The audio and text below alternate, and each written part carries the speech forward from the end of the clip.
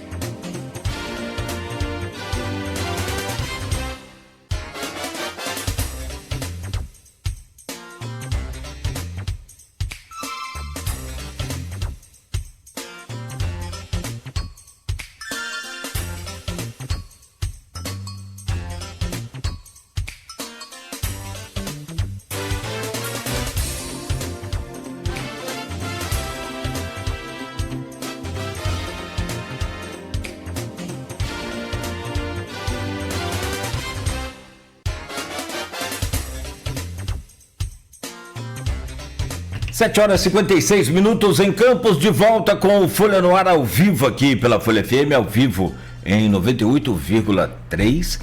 Também nas redes sociais, no Face, no YouTube. Você acompanha este programa daqui a pouco em podcast, pela Alexa, é só dar o comando Alexa ao vivo, Folha FM.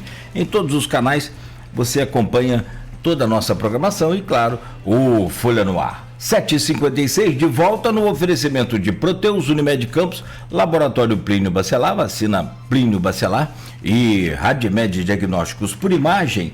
Hoje estamos conversando com o deputado estadual Bruno Dauaire, deputado estadual, advogado, candidato à reeleição e obrigado, Luiz, pré-candidato à reeleição e também secretário de Habitação e de Interesse Social. Bloco anterior, Bruno, a gente acelerou aqui para poder virar essa pauta para esses temas importantes do estado do Rio de Janeiro, como a eleição da Alerj ontem, essa coisa toda, e que foi anulada, mas ainda pertencente aí ao tema anterior. Eu quero só te pedir para que faça uma relação completa das obras de beneficiamento dessas praças, da orla que você citou do Telê, para que a gente possa anotar aqui e elencar todos esses projetos aí que você tem, projetos não, equipamentos que você tem para renovar essas praças, por favor. Bom, vamos lá, Luizinho, Cláudio e Everton. Eu vou listar aqui tudo que depende de convênio com a prefeitura, tá? E aí eu falei da questão das praças, tá? Então vamos lá. Praça do Meireles, Praça São Benedito, Praça do Carrapicho, Praça de Degredo e Praça Principal de Barcelos. Esses são as praças que foram elencadas para receber os mobiliários de praça, sendo que a Praça do Meireles, além dos mobiliários, a gente também tem o campo de grama sintética e o alambrado para poder serem colocados, né? Outras questões que precisam de convênios, né? O segurança presente do município de São João da Barra. Eu estava secretário de habitação, né? Conversei com o meu suplente, perguntei se era necessário eu retornar à Alerj para fazer as emendas que eu gostaria de fazer. Ele disse que não, que ele subscreveria as emendas, colocaria que as emendas foram feitas a meu pedido. Então, o segurança presente de São João da Barra é uma emenda que o meu suplente, ao meu pedido, fez ao orçamento de São João da Barra. Precisará de convênio. E aí, o governo do estado tem conversado com a Secretaria de Segurança, salvo engano, comandada pelo policial militar Campinho.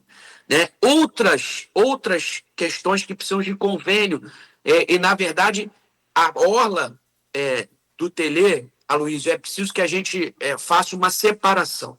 Né? Se for o concreto, né, o projeto escolhido, é Secretaria de Habitação. Então, é direto com a Secretaria de Habitação.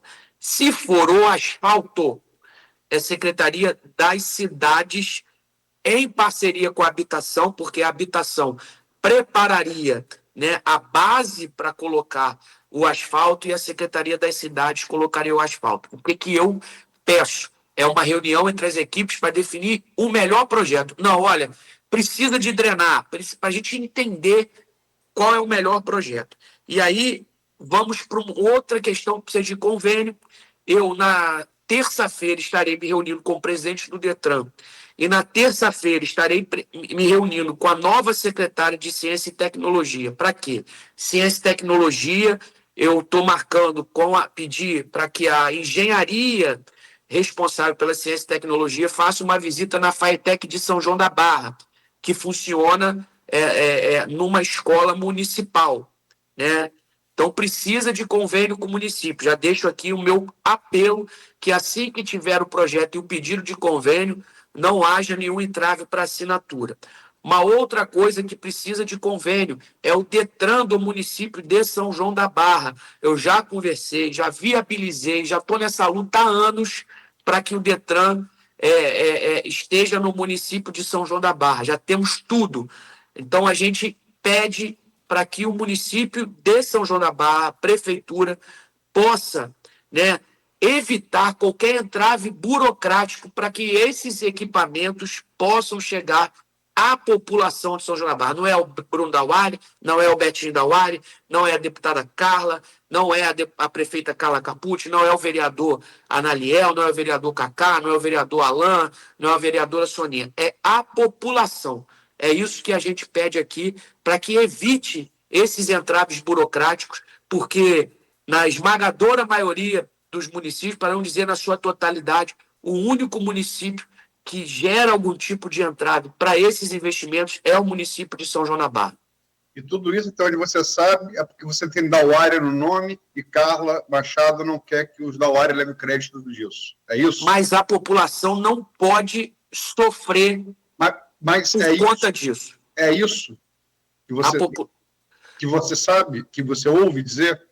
O que eu ouço é que, por ser eu, deputado Bruno Dauari, ex-secretário Dauari, filho de Betinho Dauari, ex-prefeito do município, que há uma certa pressão para que essas obras não cheguem ao povo de São João da Barra. Pressão de Carla Machado? Só pode ser, porque não existe. Eu duvido que a prefeita Carla Capucci não queira, como prefeita, receber esse tipo de investimento. Você pergunta ao prefeito Vladimir Garotinho, né?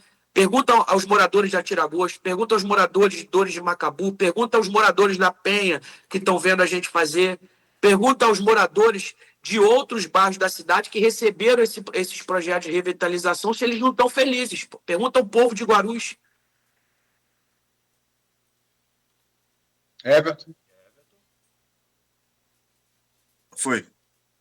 Bruno, agora mudando o rumo da conversa, você como saiu da secretaria, agora voltou a ser deputado, né, assumiu sua cadeira original. Contextualizando-se também para os ouvintes, ontem teve a eleição de Douglas Ruas para presidente da Alerj. Contudo, logo após, horas depois, o TJRJ anulou a votação. Do seu ponto de vista, como que você analisa esse processo de eleição de Ruas à presidência da Alerj? Bom, vamos lá. E aí eu quero fazer aqui, falar como deputado. Né? Eu fiquei 3 anos e 2 meses afastado da Assembleia por conta de estar na Secretaria de Habitação do Estado. Né? E desde que o deputado Rodrigo Bacelar foi afastado da presidência, né, eu percebo que há um vácuo político-institucional muito grande dentro da Assembleia. E aqui falando como instituição, falando como poder legislativo. Não ter um presidente. E aí eu quero aqui fazer uma fala da grande maestria que o vice-presidente, que assume os trabalhos da Casa Guilherme Delaroli, tem tido ao longo desse tempo. Com tranquilidade, com calma. É um momento muito complexo na política do Estado do Rio de Janeiro. Mas há um enfraquecimento institucional do Poder Legislativo desde o afastamento da presidência do deputado Rodrigo Bacelar. Né? E há uma medida emergencial para que este fortalecimento seja restabelecido, para que a gente possa ter plenitude nas agendas legislativas, para que a gente possa ter plenitude, legitimidade e força nas articulações com os outros poderes. Então, a medida de se fazer uma eleição para presidente é uma medida emergencial. Eu acho que, na sua totalidade, nenhum deputado questiona isso. Tá? Nenhum deputado questiona isso. Aí vem a decisão da ministra Carmen Lúcia, que caça o mandato do deputado Rodrigo Bacelar, né, e declara a vacância oficial do cargo de presidente. Então, hoje, se antes o Rodrigo Bacelar estava afastado da presidência da Assembleia, hoje ele não é mais deputado, em virtude da decisão. Por ora, né, em virtude desta decisão, não existe mais o cargo de presidente da Assembleia. O TSE comunica ao TRE, né? O TSE comunica ao TRE, a ministra, na sessão extraordinária, faz as suas retificações de questões que não ficaram claras na decisão da cassação, tanto do governador Cláudio Castro quanto do deputado Rodrigo Bacelar, e se abre esta vacância, é declarada a vacância do cargo de presidente. E, imediatamente, né, após a comunicação do TSE e a comunicação do TRE, medida emergencial, se abre o processo para eleição da mesa. Né? Eu quero aqui dizer que a decisão de ontem do Tribunal de Justiça, ela reflete muito no que eu falei, do enfraquecimento institucional do Poder Legislativo. Porque, ao meu ver, a eleição de presidente da Assembleia é uma decisão interna corporis, é uma decisão regimental do Poder Legislativo. Tá? E é constitucionalmente conhecido por todos que os poderes são independentes e harmônicos. Né?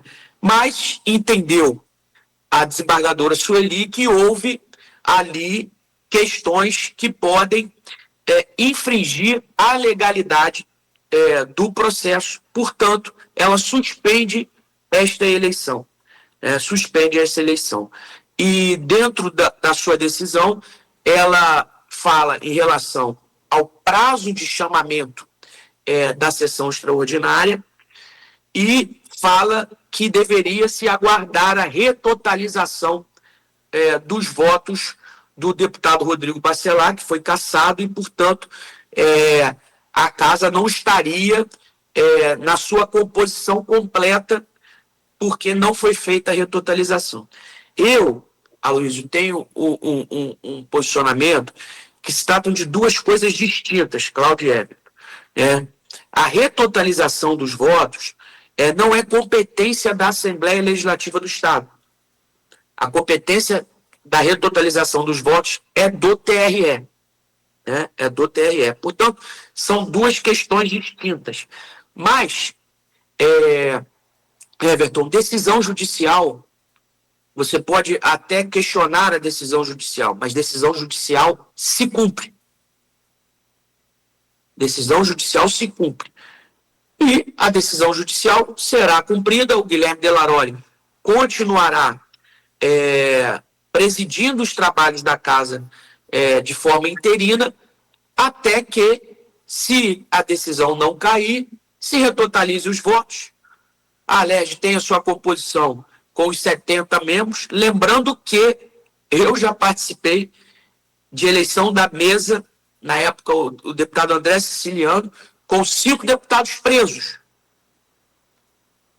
5 deputados presos. Mas decisão judicial se cumpre. E aí eu quero aqui deixar aqui uma análise que ontem houve uma vitória política do Douglas Ruas. Foram 45 votos, só não foram 46, porque um deputado não conseguiu acessar o aplicativo para o voto, o que demonstra, né, que o plenário soberano que mostra a força, né, do Douglas nas articulações dentro da Assembleia para assumir a presidência da Assembleia. Então, ontem, embora o Tribunal de Justiça tenha suspendido a eleição da mesa, fica aqui a demonstração de força do deputado Douglas Ruas diante dos seus pares, com uma eleição realizada e de maneira e ganha com 45, 46 votos, que seriam. Então, isso ontem eu falei para ele, olha, a vitória foi política, demonstra um caminho a ser trilhado, e agora é cumprir a decisão e aguardar que tudo ocorra tranquilamente para uma nova convocação de eleição. Deputado Bruno Dauari, o caso CEPERJ, um dos mais escandalosos esquemas também montados aí no estado do Rio de Janeiro. Com uma canetada, através de um decreto, o governador Cláudio Castro transformou o que seria o IBGE do estado em um gestor de investimento também no estado, capaz de contratar e executar alguns programas sociais, programas nesse sentido. Daí, houve o início do escândalo do caso CEPERJ, que chegou a multiplicar os seus contratados de um ano para o outro, chegando a 27 mil contratações. O escândalo foi tão grande que foi parar na Justiça. O TRE-RJ chegou a dar uma vitória para o Cláudio Castro, a sua chapa, e também para o Rodrigo Bacelar, o que foi revertido no TSE esta semana, transformando o ex-governador Cláudio Castro e também o Rodrigo Bacelar, ex-presidente da Alerj, cassando os seus mandatos. Como o governador já havia entregue o mandato, né, ele então acaba perdendo o poder do objeto, e aí não tem como cassar o mandato, que ele já abriu mão, né?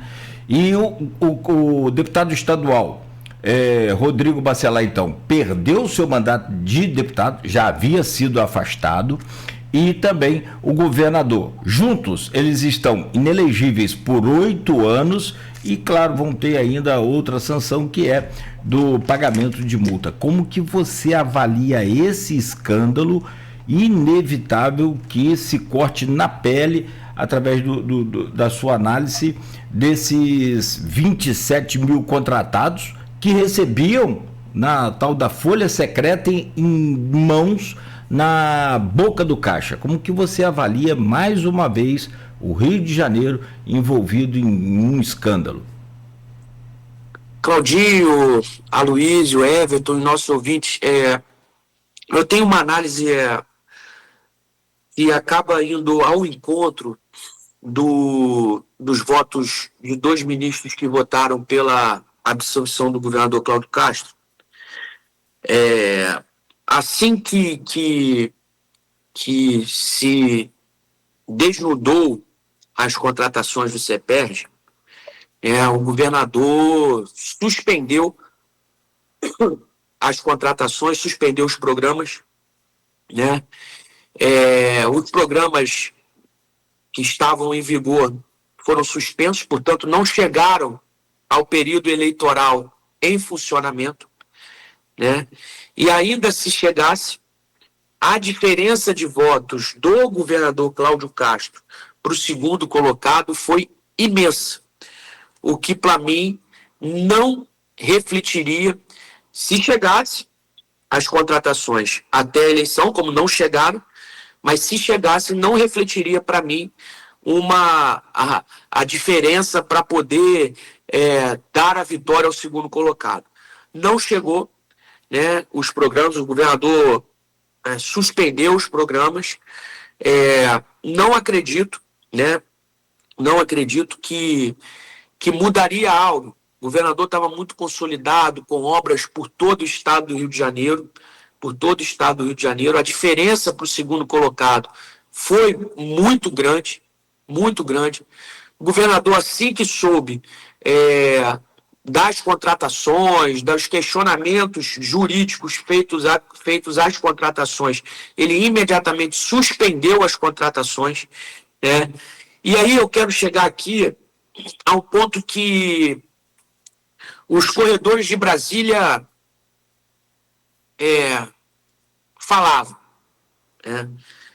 A Luizinho vai lembrar da operação do Complexo da Penha, com mais de 100 mortos. Penha Alemão. Né? Penha Alemão. E aí você faz um retrospecto temporal, TRE vai, absolve o governador Cláudio Castro, o deputado Rodrigo Bacelar. E esse processo, ele estava dormindo no TSE. Não havia urgência em pautar esse processo.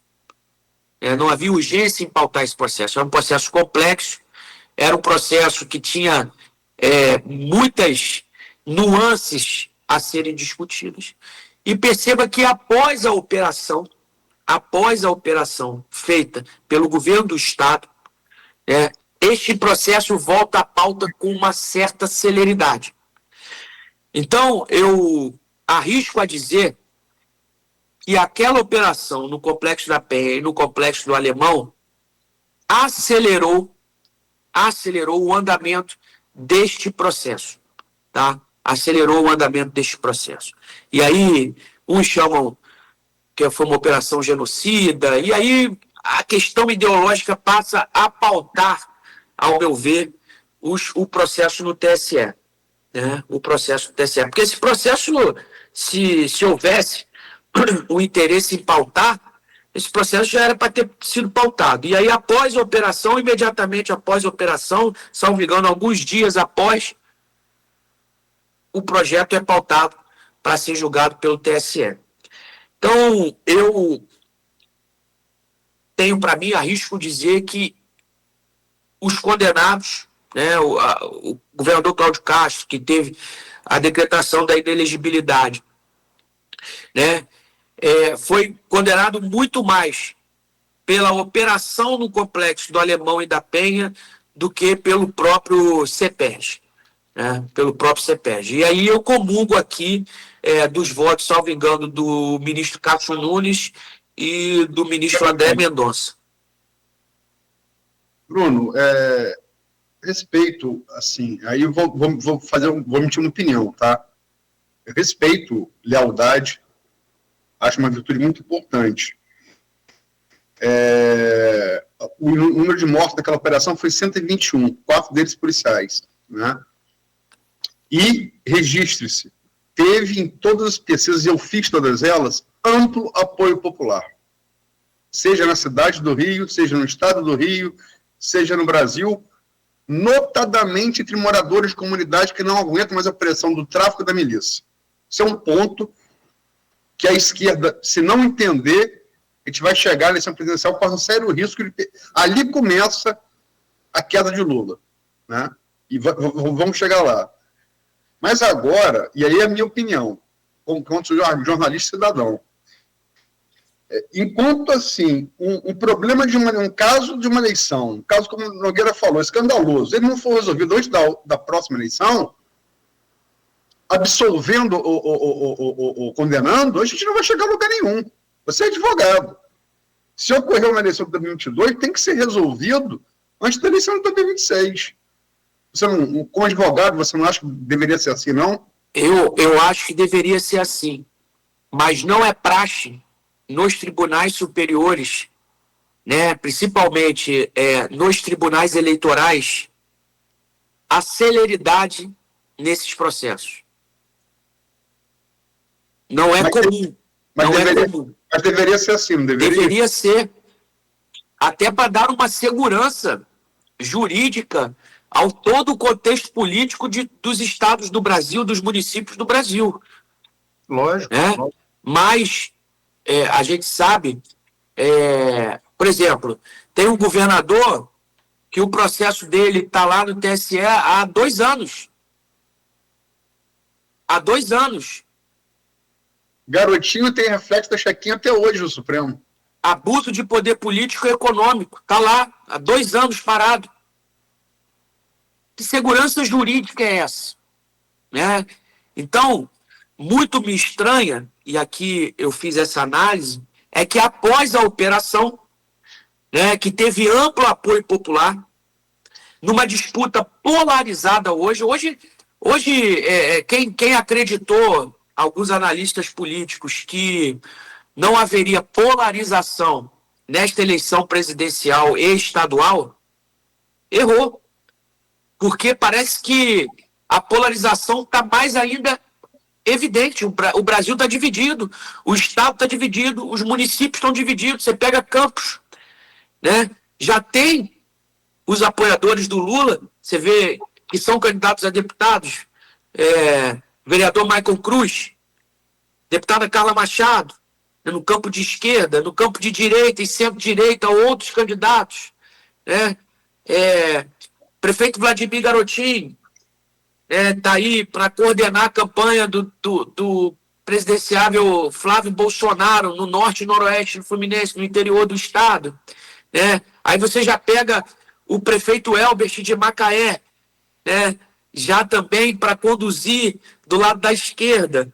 Né? Você pega a nível estadual toda essa polarização, né, do Eduardo Paes com Lula e do... Paes não é de esquerda, né, Bruno? O Eduardo Paes não é de esquerda, né? Ele é aliado de Lula, mas ele não é de esquerda, né? Não, mas vai subir no palanque do Lula, né? Então, há toda uma polarização. E Vladimir de extrema-direita. Vladimir é um cara de centro-direita. Não é extrema-direita. Vladimir é um cara muito ponderado, né? Vladimir é muito ponderado, uma pessoa conservadora, né? Eu acho que ele tem muito mais alinhamento com a centro-direita do que com a esquerda, mas é do perfil, eu acho que hoje, de uma grande parte dessa nova geração de políticos, né? Aproveitar as boas ideias de todos os campos, defender, né, a questão de costumes, mas acho que é dessa nova geração, e eu tenho muito isso comigo e com o próprio Vladimir, embora a gente pertença a um campo ideológico, mas aproveitar as boas ideias, porque no final todo esse embate ideológico, né, só serve para esses políticos, né? A população acaba se perdendo desses embates ideológicos e a população que entrega. Não, você sabe que eu me especializei ao longo dos anos de pesquisa, né? E erro muito pouco em projeção de eleição, né? Pude projetar a eleição de 10 prefeitos aqui no norte e noroeste da região dos Lagos em 2024, né? E antecipar o percentual de votos válidos de Vladimir, de Madeleine e de Jefferson. E tudo se confirmou na urna. Eu vivo isso. Se a pesquisa dá um movimento de ascendência de Lula, eu passo a ser comunista. Se a pesquisa dá um movimento, como é o presente momento agora, de ascendência de Flávio, eu sou fascista. Na impossibilidade de ser as duas coisas ao mesmo tempo, isso diz muito mais de quem classifica do que de quem é classificado, né? E desde antes de Cristo, os gregos antigos já diziam: não mate o mensageiro. Não mate o mensageiro. Não tenho culpa da mensagem. Mas vem cá, para terminar esse bloco, desincompatibilização é um quebra-letra e é o cerne da questão do Estado do Rio de Janeiro. Hoje, vale a decisão monocrática de Fux, que vai ao plenário. Ela vai a juízo coletivo no Supremo. Mas hoje vale a decisão do Fux. Você é advogado. A tendência numa federação, qualquer que seja, no Estado Democrático de Direito, é que a lei federal se sobreponha sobre a lei estadual, não o contrário.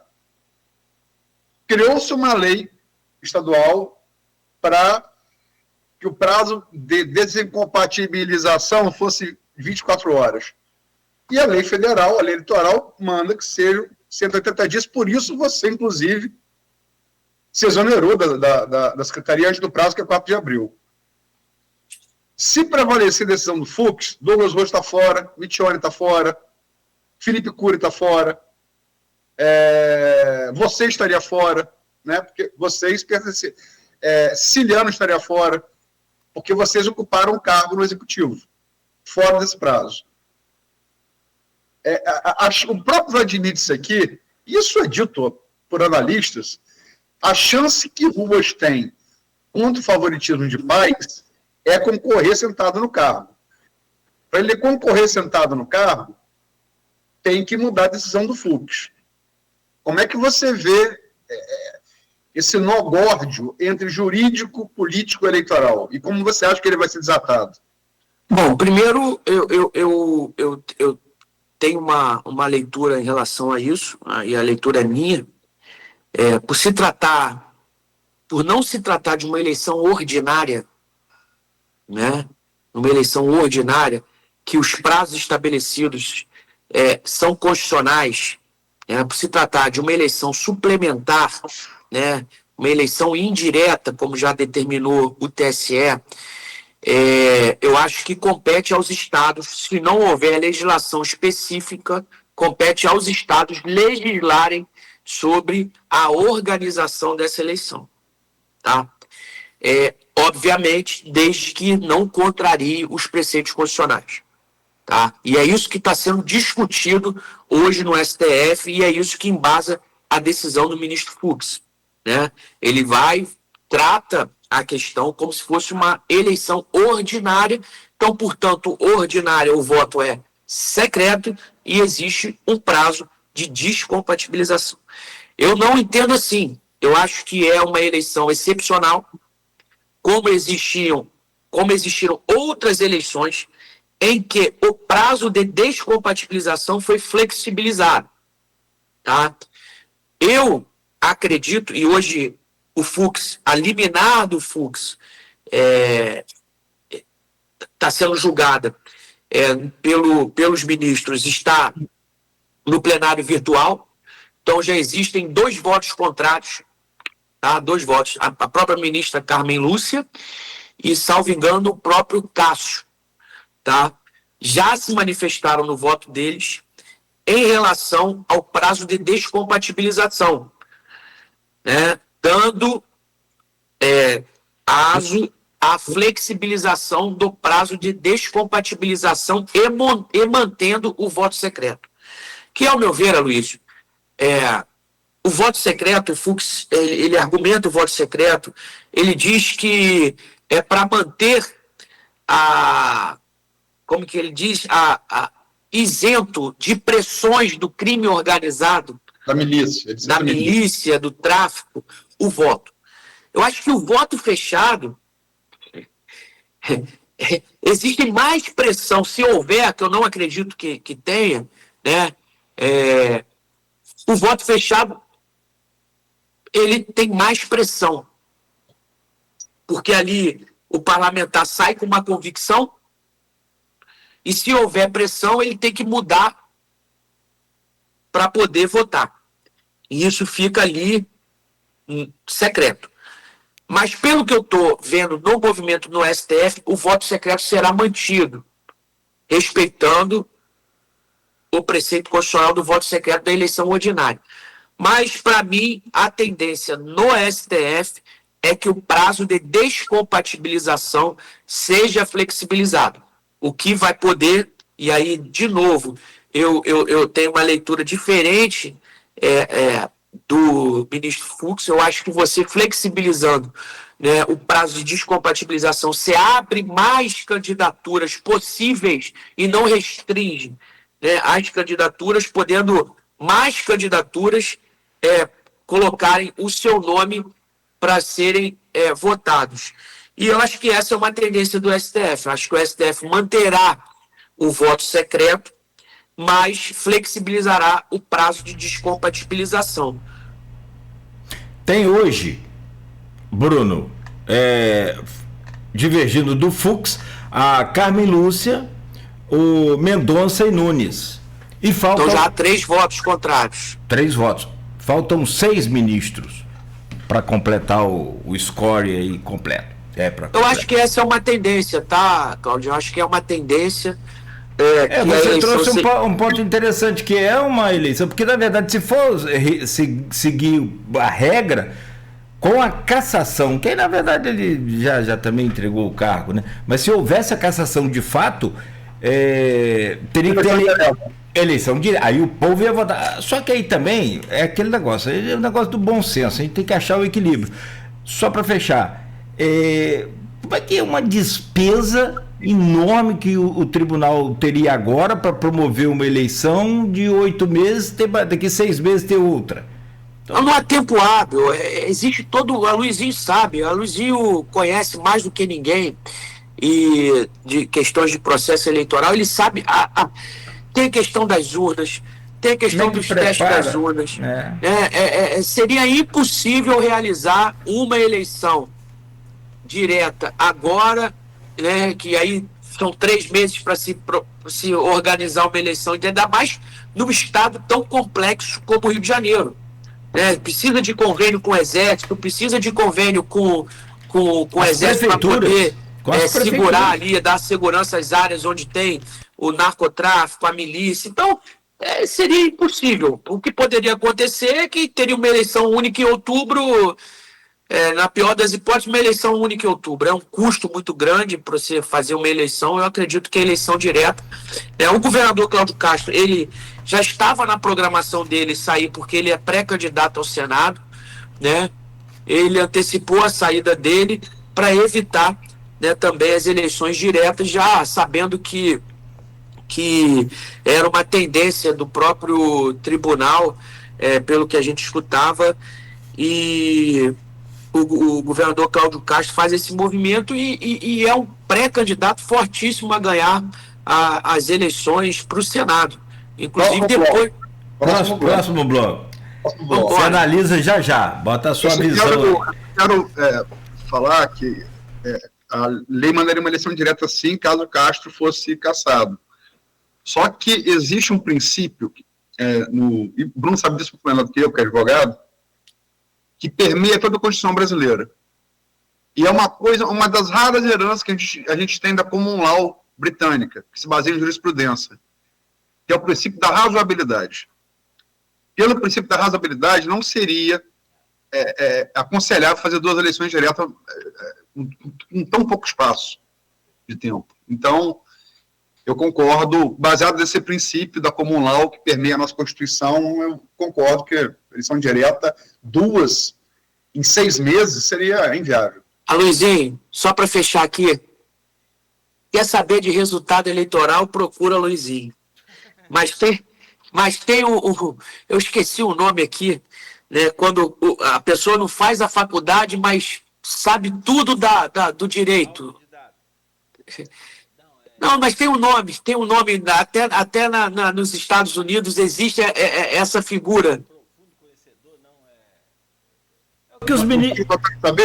Eu vou pesquisar aqui. Não, repete, Luiz, por favor. Mas... Notório saber? Quando a pessoa tem notório saber de uma profissão, né, no caso do direito, eu esqueci o nome aqui.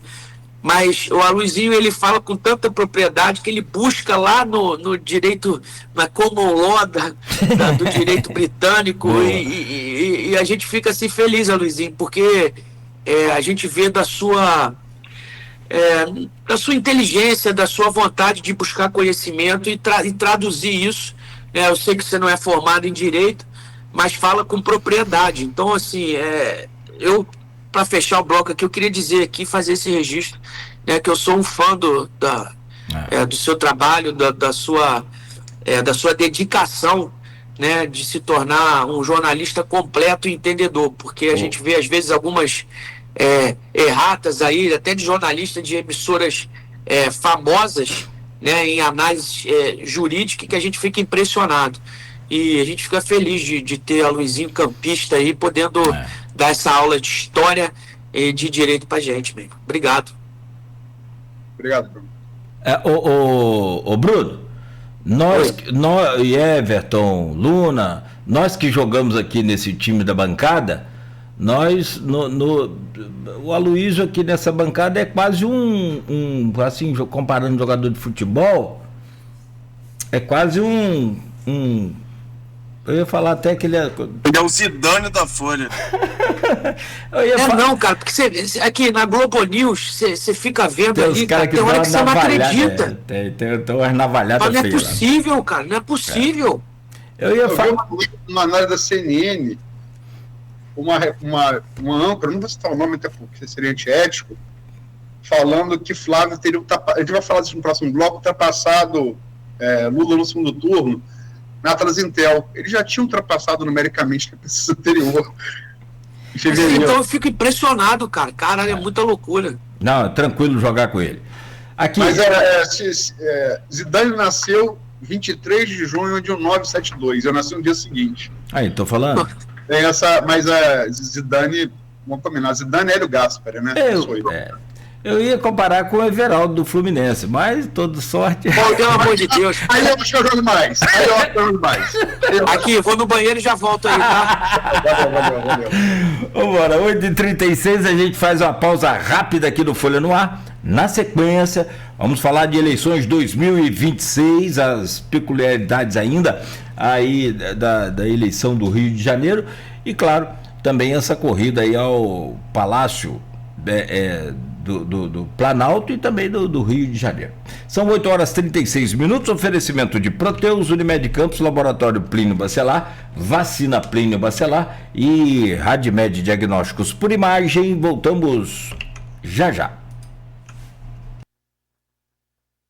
Agora chegou a hora de turbinar a sua conexão com a internet via fibra ótica da Acesso Total. Então se prepare, porque os planos são de cair o queixo. Para começar a voar, 600 mega por apenas R$ 70